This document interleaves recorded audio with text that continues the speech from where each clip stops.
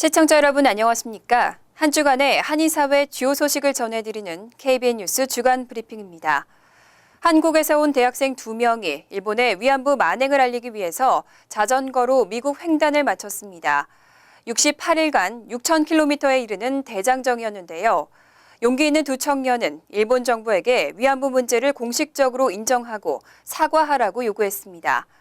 지난 1일에는 뉴저지 팰리세이즈 팍의 위안부 기림비에 도착했습니다.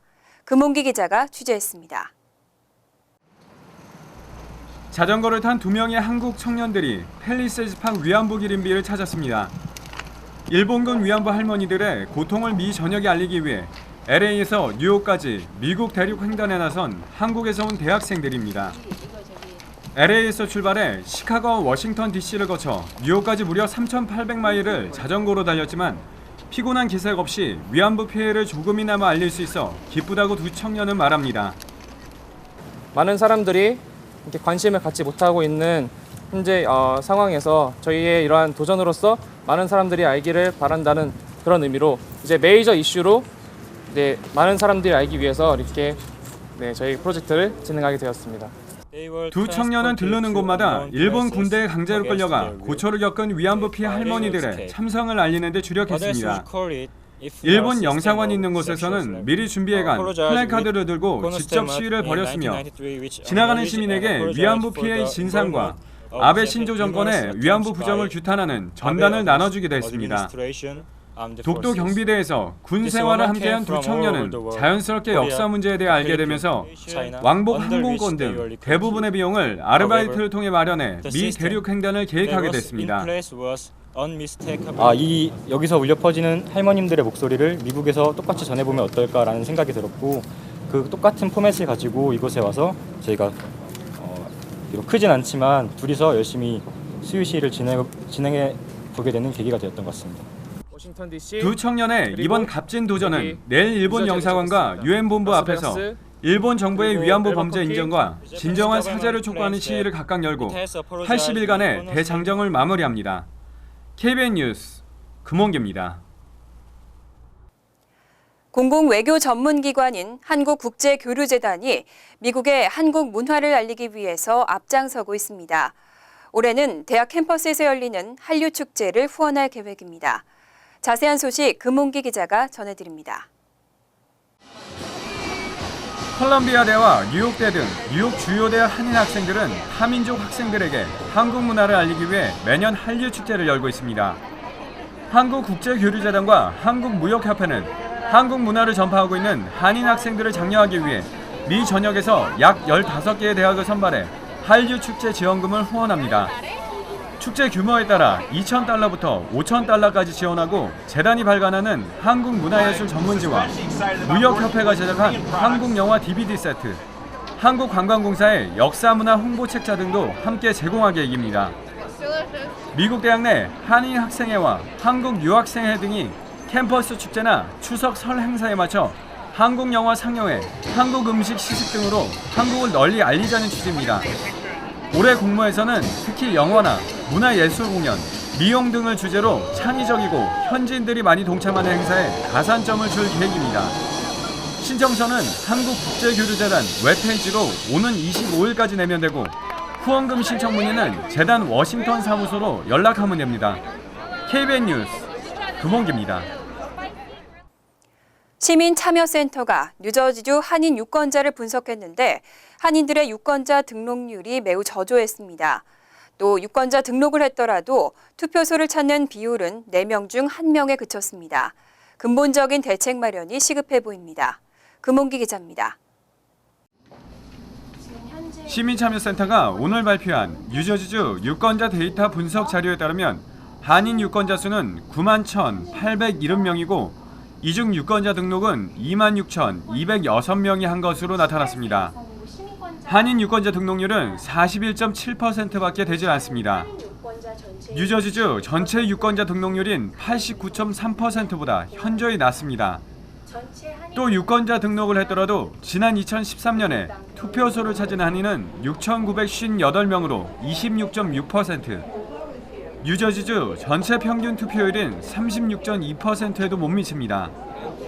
시민참여센터 김동찬 대표는 뉴저지에서 한인 유권자들의 등록률과 투표 참여율을 높이기 위해 다각적인 캠페인을 펼치고 있지만 아직까지도 선거에 무관심한 한인들이 더 많다며 올해 치러지는 주요 선거와 내년 대선에서는 더 많은 한인들이 선거에 참여할 수 있도록 힘쓸 계획이라고 밝혔습니다. 뉴저지가 유권자 등록률이 더 높아야 된다고 생각을 하고 있는데 지금 뉴욕이 사실은 더 높은 상황이거든요. 그렇게 봤을 때 뉴저지에 있는 우리 그 동포들이 좀 더 여기에 관심을 좀 가져줬으면 좋겠다 이런 생각입니다.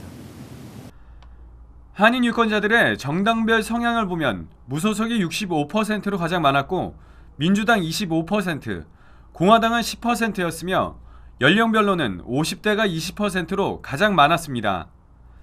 지역별로는 버겐 카운티의 한인 유권자가 14,624명으로 가장 많았고 카운티 안에서는 포트리가 2,368명, 펠리세이즈 팍이 2,205명으로 그 뒤를 이었습니다. KBN 뉴스 금원기입니다. 뉴저지 팰리세이즈 팍 브로드 애비뉴에서 코리아웨이 변기 사업이 추진되고 있습니다. 그런데 타민족 주민들의 반대가 예상보다 커지고 있습니다. 제임스 로튼도 시장도 타민족 주민을 의식했는지 주민 투표 가능성을 비췄습니다. 뉴저지 지역 일간지인 레코드지가 팰리세이즈 팍 타운의 코리아웨이 변기 프로젝트를 보도하면서부터 프로젝트에 대한 반대의 목소리가 여기저기서 나오고 있습니다. 레코드지 인터넷판에 게재된 기사에는 11개가량의 댓글이 달렸지만 전부 펠팍의 한국화 현상에 대해 극한 거부감을 나타냈습니다. 최근 제임스 로튼도 시장 역시 비아닌 펠팍 주민으로부터 코리아웨이에 반대한다는 민원을 접수한 것으로 알려졌습니다. 이 때문인지 로튼도 시장은 레코드지와의 인터뷰에서도 주민 투표 가능성을 비췄습니다. 일각에선 비한인 주민을 의식한 발언으로 평가하고 있습니다. 펠팍 내 한인 인구는 50%지만 유권자만을 놓고 보면 25%에 불과해 투표를 실시할 경우에는 절대적으로 불리한 상황입니다. 하지만 코리아웨이 변기의 결정 권한이 변기 추진위원장을 맡은 이종철 부시장에게 상당 부분 넘어간 것과 동시에 이 부시장은 주민투표를 실시할 생각은 없다고 못을 박았습니다. 이 부시장은 주민들을 잘 설득해서 의회에서 해당 법안을 통과시킬 계획이라고 밝혔습니다. 플러싱 일대에서 스키밍 장치가 잇따라 발견되고 있습니다. 이번에는 다운타운에 있는 유명 약국 체인점과 주유소에서 스키밍 장치가 발견됐습니다. ATM 기계를 이용할 때는 다시 한번 주의를 하셔야겠습니다. 백구경찰서는 플러싱 다운타운에 있는 듀앤리드와 프랜시스 블러바드 선상 두 곳의 주유소 등에서 최소 4대의 스키밍 장치가 발견됐다고 밝혔습니다. 토마스 컴포티 서장은 2주 전에 해당 업소 직원의 제보로 스키밍 장치를 발견했지만 언제부터 설치돼 있었는지 알 수 없어 수사에 어려움을 겪고 있다고 덧붙였습니다. 서장은 8월 1일 이후에 해당 장소에서 카드를 사용했을 경우에는 카드 회사나 은행에서 사용 내역을 확인하라고 당부했습니다. 또 만일의 사태에 대비해 신규 카드를 발급받는 것이 안전하다고 강조했습니다. 용의자들은 카드를 삽입하는 입구에 마그네틱 정보를 읽는 스키밍 장치를 붙이고 그 위에 작은 크기의 피놀 카메라를 부착한 것으로 알려졌습니다. 이 카메라로 촬영된 비밀번호 등 데이터는 해커의 컴퓨터로 전송됩니다. 이에 따라 경찰은 ATM을 이용할 때 카드 삽입 부분을 자세히 살펴보고 비밀번호를 누를 때는 키패드를 한 손으로 가리는 것이 안전하다고 조언했습니다. 플러싱 커먼스 프로젝트가 예상보다 빠르게 진행되고 있습니다. 1단계 공사의 완공이 이르면 2017년으로 앞당겨졌는데요. 다음 달부터 분양이 시작될 것이라는 전망도 나왔습니다. 뉴욕타임즈는 플러싱 커먼스 프로젝트의 분양이 이르면 다음 달부터 시작될 것이라고 보도했습니다. 플러싱 커먼스는 지난달 철제 구조물 설치에 막바지 공사에 이어 대략적인 건물의 윤곽이 드러났습니다. 21만 9천 스퀘어피트의 사무실과 상업공간, 148가구의 아파트 등을 짓는 1단계 공사는 이르면 2017년 완공될 것으로 전망되고 있습니다. 2단계 공사는 2021년 완공을 목표로 24만 2천 스퀘어피트의 사무실과 상업공간, 600가구의 아파트와 YMCA, 1.5에이커 규모의 플러싱 커먼스 공공플라자로 이뤄집니다. 뉴욕타임즈는 플러싱 커먼스가 완공되면 아시안 커뮤니티에게는 뉴욕시의 중심이 맨하튼이 아니라 플러싱 다운타운이 될 것이라고 전했습니다. 반면 플러싱 커먼스 프로젝트로 인해 지속적으로 제기되고 있는 지역 한인 상권들의 고충도 조명했습니다. 업계 관계자들은 공사로 인해 주차 공간이 대폭 줄고 주차 요금까지 인상되면서 인근 한인 상점의 매출이 하루가 다르게 줄어들고 있다고 밝혔습니다. 갈린 소고기는 사실 육안으로 봐서는 어떤 고기인지 알기 쉽지 않습니다. 소비자 입장에서는 그저 믿고 사는 건데요. 시중 판매되고 있는 48개 제품을 조사한 결과 무려 10개 제품에서 다른 고기 성분이 검출됐습니다. 체프먼 대학교의 음식과학연구팀은 지난주 48개의 간 소고기 샘플을 조사했습니다. 그 결과 이 가운데 10개 제품에서 말고기 등 다른 고기가 들어간 것으로 나타났다고 발표했습니다. 샘플 중 1개에서는 성분표와 전혀 상관없는 동물고기가 들어가 있었고 9개에는 소고기 이외에 다른 동물고기가 섞여 있었고 다른 2개의 샘플에서는 말고기가 채취됐습니다. 현재 미국 내에서는 말고기 유통이 금지돼 있습니다. 연구팀은 1995년 이후 고기 성분에 대한 공식적인 연구가 없었다는 것이 큰 우려사항이라고 지적했습니다. 연구팀은 의도치 않게 한 기계를 통해 여러 가지 고기를 처리하면서 섞인 것일 수 있지만 값이 저렴한 다른 동물의 고기를 의도적으로 섞었을 가능성도 배제할 수 없다고 밝혔습니다.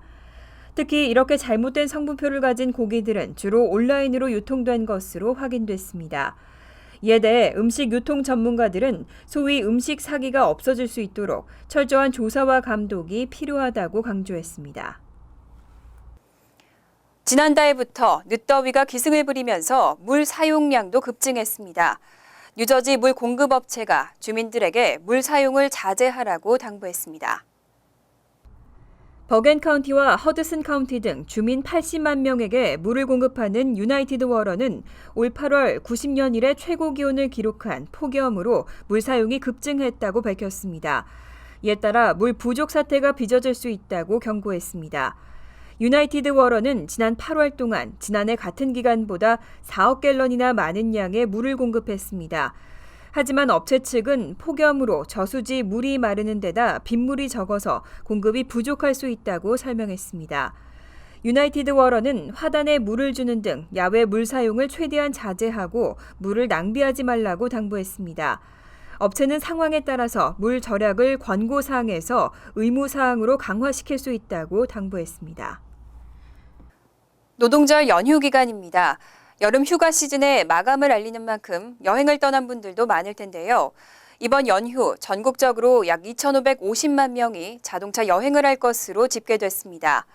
올해는 이미 많은 학교들이 개학했기 때문에 여행객이 줄 것이라는 예상도 있었지만 휘발유 값의 하락 때문인지 오히려 여행객 수가 늘었습니다.